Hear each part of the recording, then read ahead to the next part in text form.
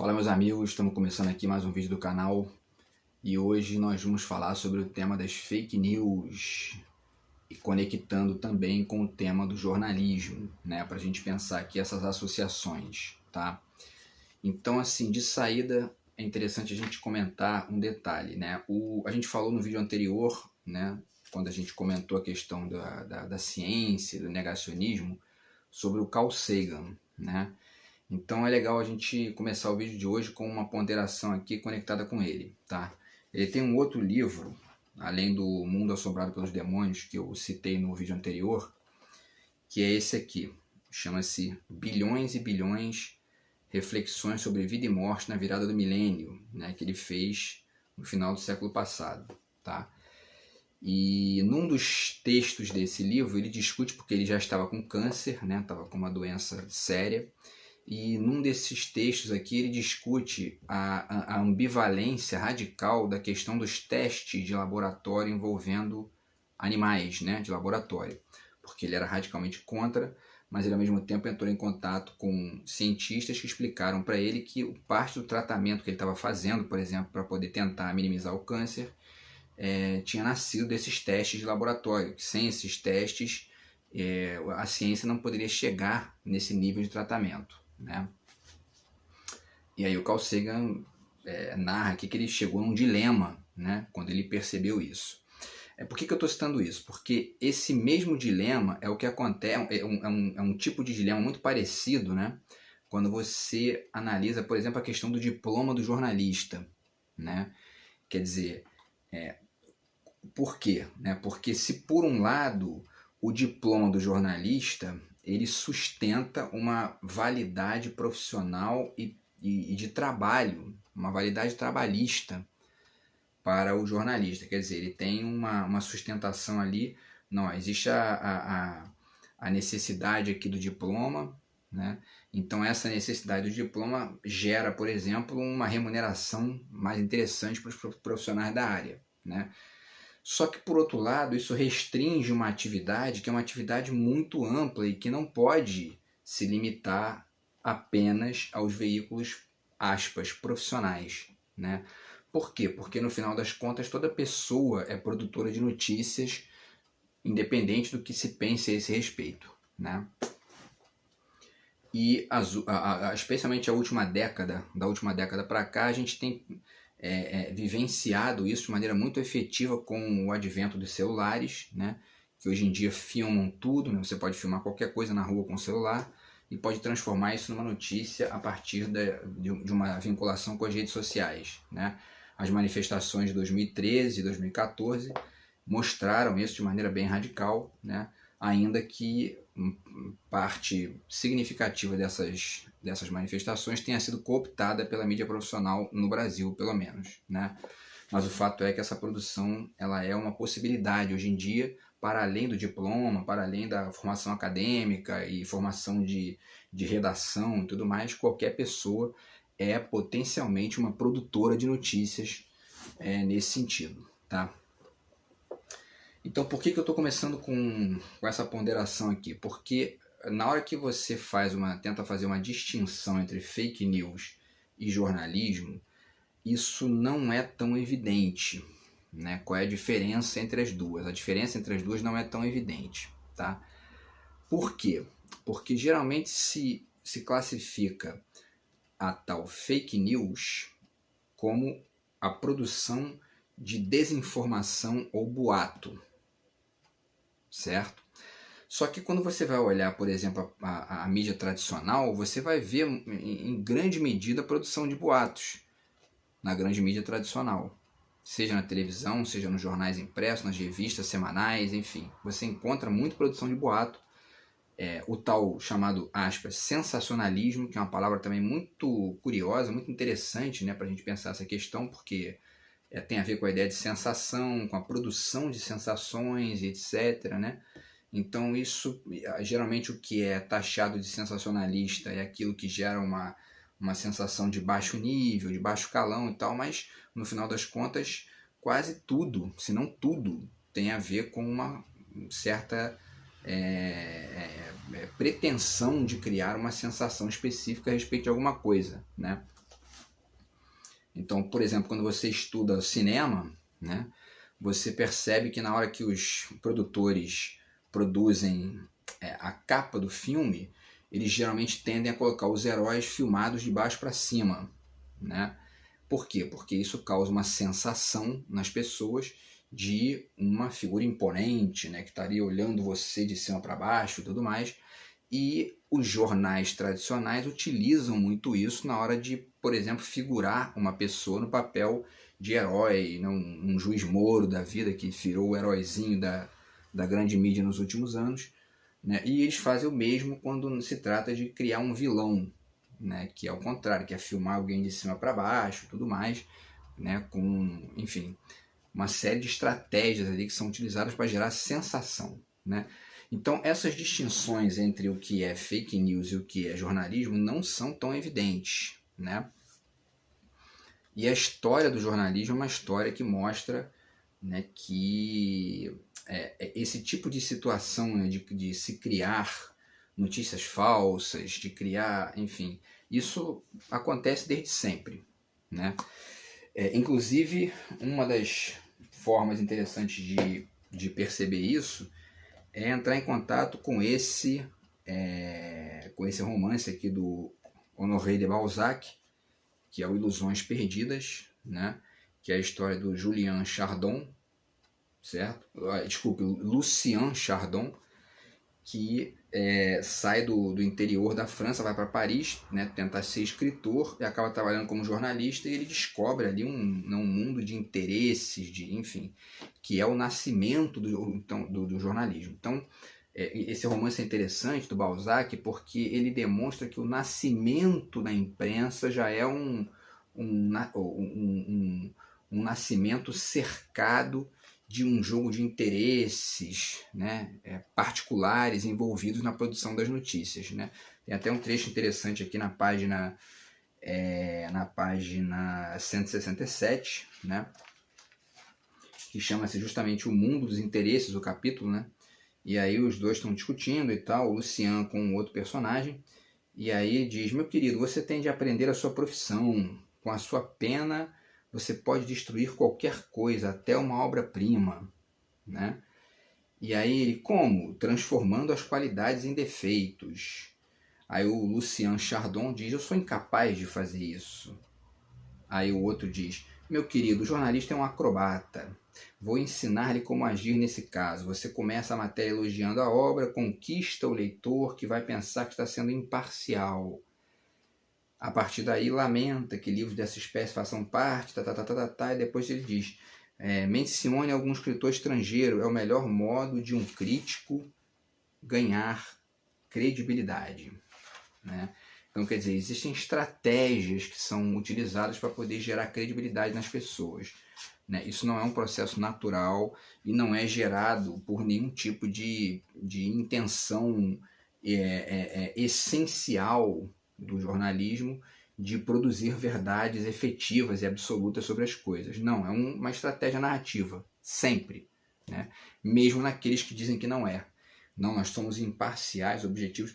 Então é interessante aqui citar, né, 2 livros aqui, na verdade 3, né? Vou até citar um meu também, mas enfim, tem 2 aqui muito interessantes para poder pensar na estrutura do que é a notícia, para poder depois pensar isso de maneira mais madura, conectado com a questão das fake news, tá? Então o primeiro é esse livrinho aqui do Nilson Lage, chamado Estrutura da Notícia, tá? O segundo é esse livro aqui chamado Padrões de Manipulação na Grande Imprensa, do Perseu Abramo, certo?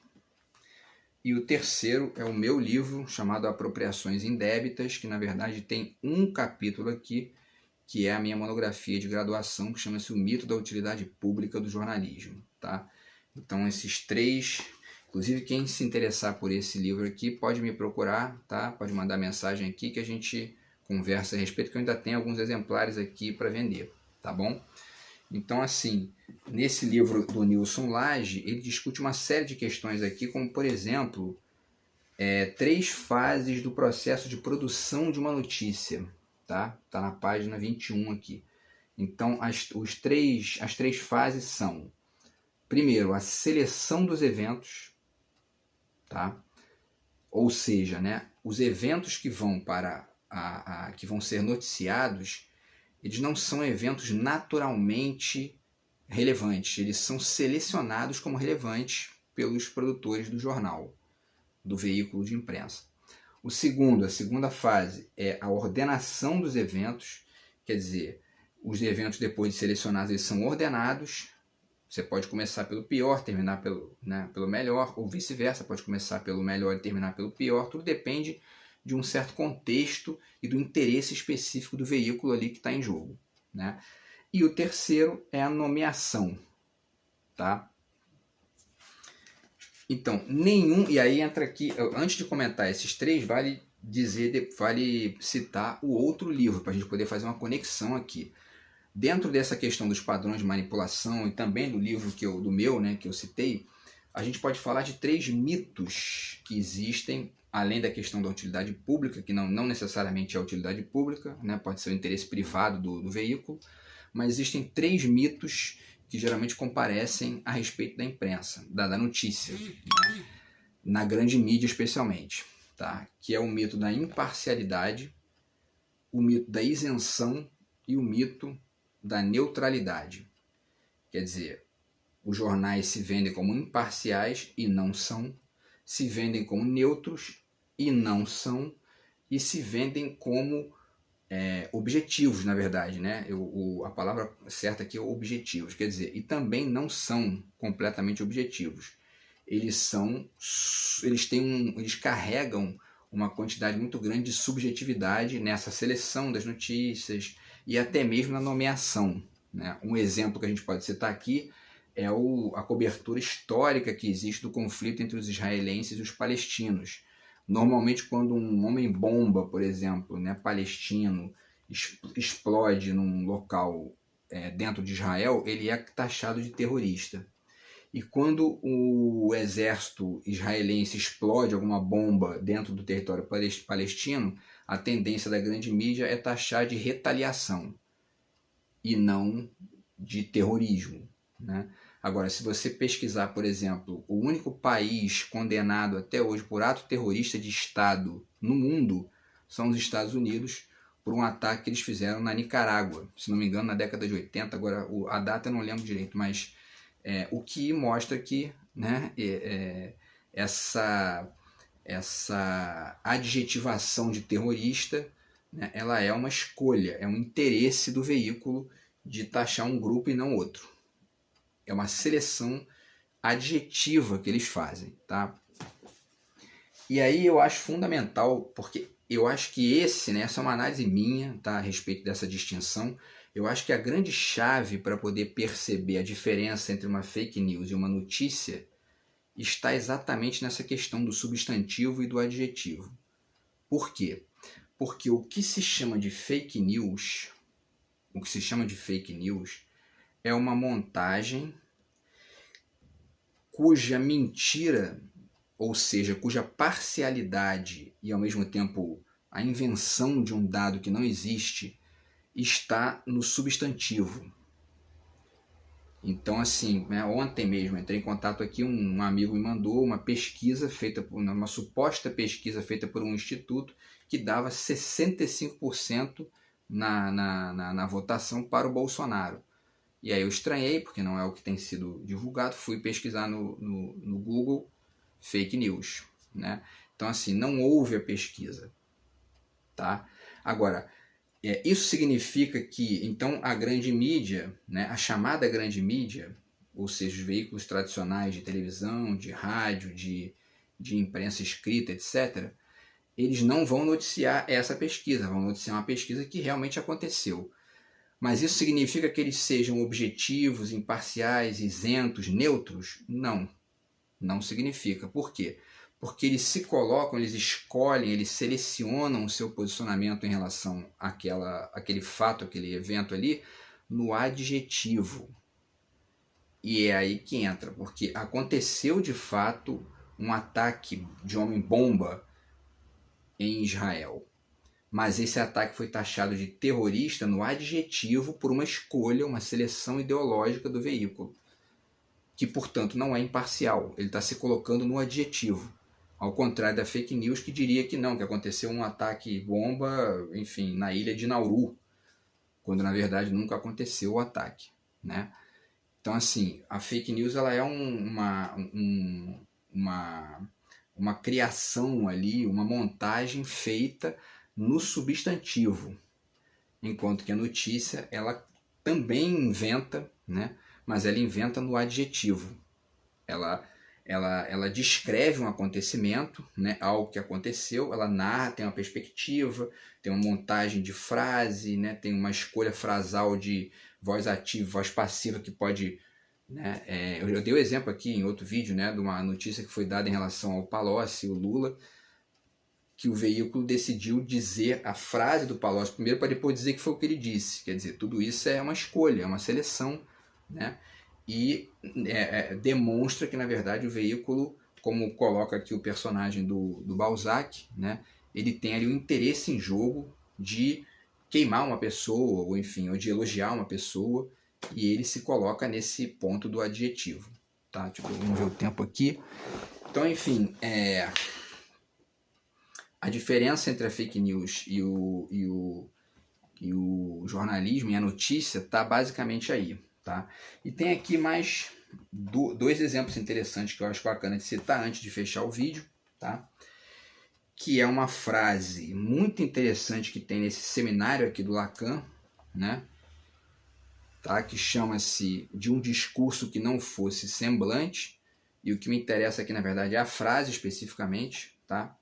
Que ele diz aqui na página 63, que ele fala o seguinte aqui, em termos correlatos, tudo que é da alçada do efeito de linguagem, tudo que instaura a desmansão da verdade, coloca-se a partir de uma estrutura de ficção. Tá? Então, o que ele está apontando com isso aqui? Ele está dizendo que o que é da ordem da linguagem, portanto, uma manchete de jornal, uma frase feita numa montagem de WhatsApp, etc. e tal, isso tem um componente ficcional de saída, para além de estar conectado com um evento ali no mundo da matéria bruta e etc., dos acontecimentos cotidianos e tudo mais. Mas não há uma verdade absoluta em jogo, porque é sempre uma narrativa também, né? Então isso tem que ser levado em conta por quem está lendo a situação, né? Quer dizer, tem um jogo de linguagem ali em questão, né? Porque se você não dá conta disso, assim, ou você entra em depressão, né? Tá todo mundo querendo me enganar e tal, né? Ou então você passa a acreditar que existe um veículo que fala mais a verdade do que outro, né? E existem diferenças, mas essas diferenças são de ordem substantiva e adjetiva, né? Tá? Então a distinção é basicamente essa, porque senão a gente passa a acreditar que, beleza, né? Tem um monte de gente que cria, né, essas fake news absurdas que existem por aí, então vamos passar a acreditar na imprensa como algo que, na imprensa tradicional, como algo que é um oásis de verdade contra esse mecanismo das fake news, e também não é o caso, né? E aí cito o último exemplo aqui, que é esse livro do Carlos Dornelles, que é um jornalista que era da Rede Globo, e que, né, lançou esse livro aqui, que é O Deus é Inocente, a Imprensa Não. Tá?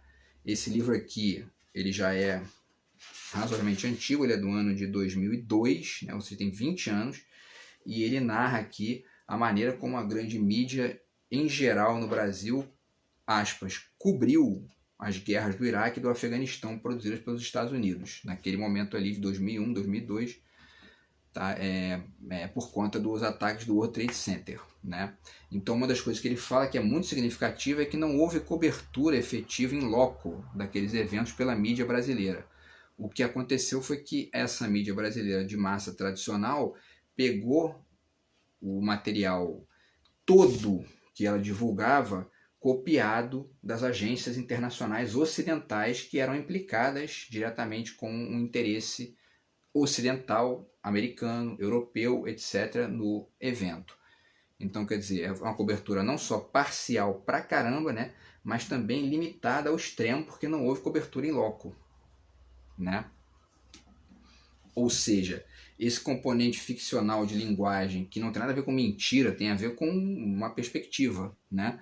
Mas ele compareceu violentamente aí nesses eventos, nessas coberturas, que eram tidas como imparciais, objetivas, né? E tão longe de ser, porque tem um aspecto subjetivo muito pesado em jogo ali, que é a escolha, a seleção, a nomeação, a adjetivação feita pelos veículos.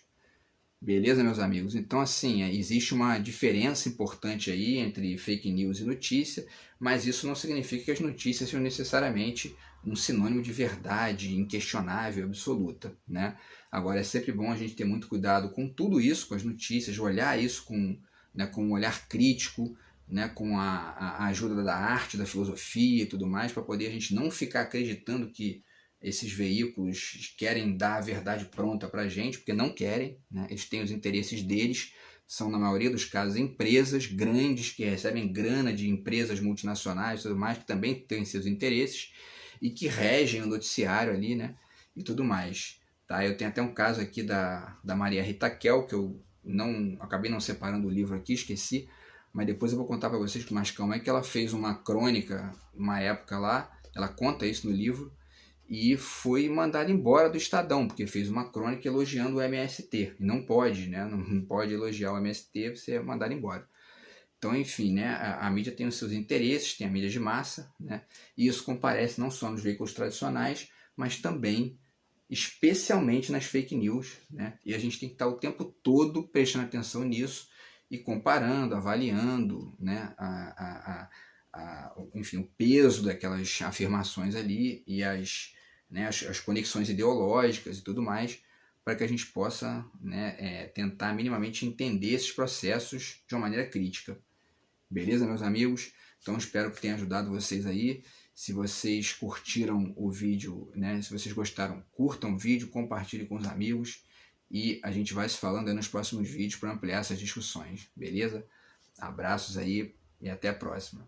Valeu!